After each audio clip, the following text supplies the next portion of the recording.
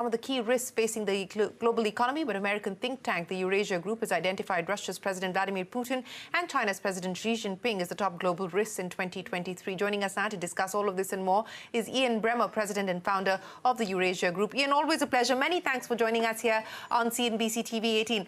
Let me start by talking to you about what's happening between the US and China. Now, you do believe that we shouldn't expect a complete decoupling between the two economies because they are too interlinked at this point in time. We have seen restrictions and reciprocal restrictions kick in. But how do you see this playing out now in the context of balloon wars?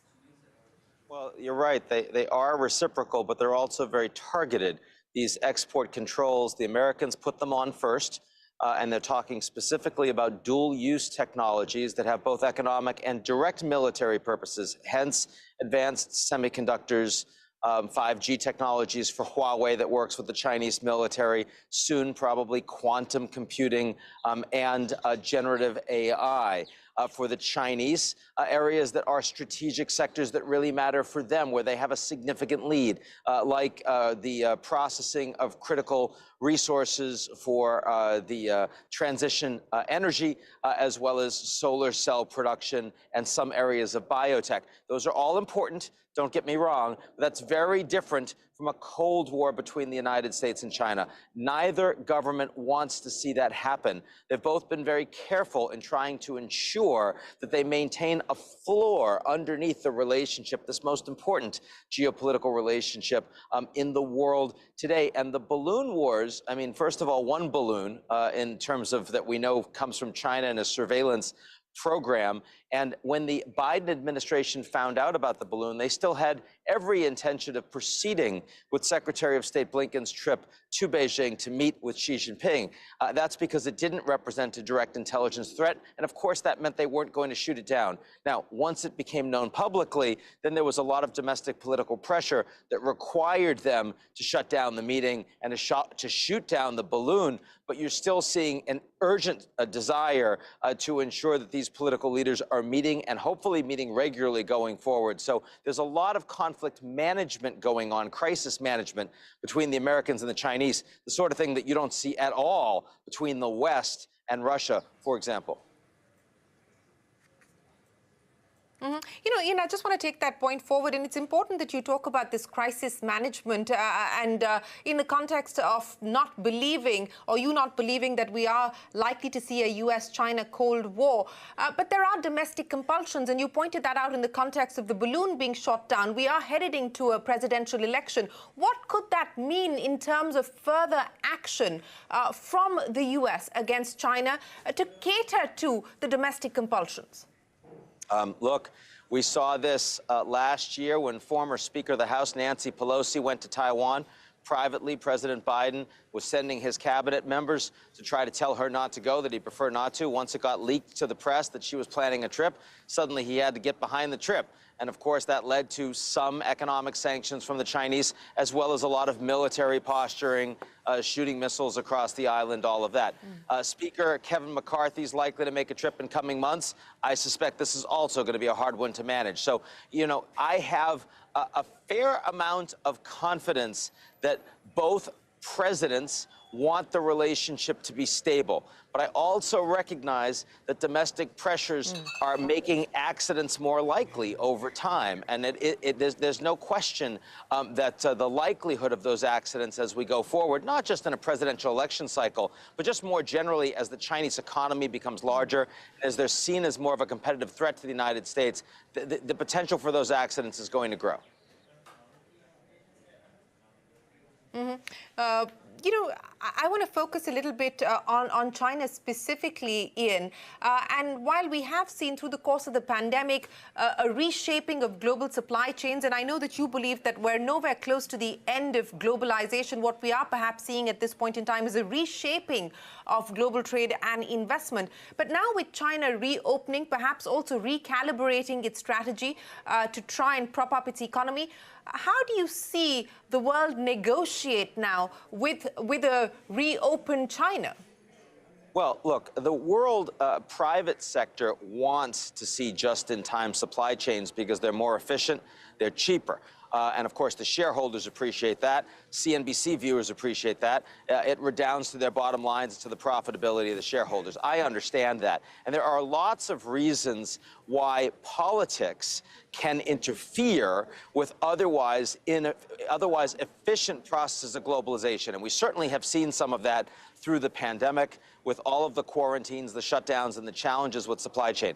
But let's also keep in mind that some of the inshoring and friendshoring that is shifting globalization patterns is not driven by politics, it's driven by markets. So if Chinese labor costs go up and become globally competitive, then there's less reason to offshore all of your labor to China. Also, to the extent that we have new technologies like robotics and deep learning with AI that displace labor, then there's not as much reason to have factories that are producing for the whole world based in China. You want to have your factories where the consumption is. So for Chinese consumption, you want factories in China. For Indian consumption, you want factories in India. And for American consumption, you want factories in America. And I would say that those latter drivers are actually market positive, even though they are moving away from globalization. Ian, quick take as far as where things currently stand on the Russia-Ukraine war, now entering year 2, no sign of de-escalation. What do you see as the next triggers on this front? There is only signs of escalation. I don't have a crystal ball as to what's going to happen on the ground in Ukraine. The Russians are going to try a significant additional offensive with these new 300,000 troops that they've raised over the past months. We'll see how they perform. And of course, the Ukrainians, that's why there is such existential urgency from them to get tanks, and once they get tanks, to secure fighter jets, and once they secure fighter jets, to get as much support as humanly possible from NATO. Look, the Ukrainians can lose this war. Zelensky knows it. He knows that time is not in his favor because Russia has a much bigger economy. Russia has a much bigger military. And Russia's economy last year only contracted 3.5%, 4%. Ukraine's economy contracted 40%. So he's feeling that urgency. But even if the Russians are able to hold territory and quote-unquote win in Ukraine, Russia will lose on the global stage. NATO will be expanded. Russia will be treated as a rogue state by all the wealthy democracies in the world. Their assets will continue to be frozen, their central bank assets. They will no longer do significant business with Europe. And all of that is a feeling of humiliation for a Russia in decline, for a Putin in decline. And that, of course, means that the danger that Russia poses to the rest of the world as the most powerful rogue state that we've ever experienced in our lives, that's something that has to be the top of everyone's geopolitical concerns right now. Ian, very quickly, we are, of course, in the middle of an era of a polycrisis. I mean, there's pressure points in different economies, in different aspects. What are you most concerned about today?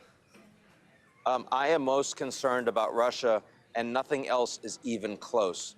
We are talking about a country that has become a direct enemy with the United States and all of NATO. This is not just a Cold War. This is a hot war. It's a hot war being fought by proxy. But the fact is that the Ukrainians are being provided direct intelligence, training, and advanced weaponry by pretty much every NATO state. And Putin is going to end up in a vastly worse position than he was before he decided to invade on February 24th, the worst misjudgment of any major leader on the global stage since the wall came down in 1989. The geopolitical danger that represents cannot be overstated.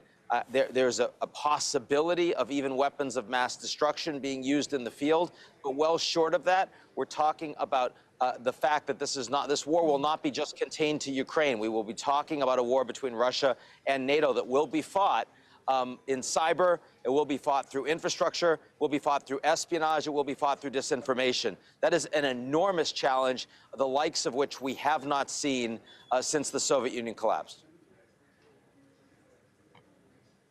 Ian Bremmer, always a pleasure. Appreciate you joining us here on CNBC TV 18 with your take on some of the big challenges that the world faces in 2023. Appreciate your time. That's it then on this edition of Business 360. Don't go anywhere. We're back in a minute with a lot more. Stay tuned.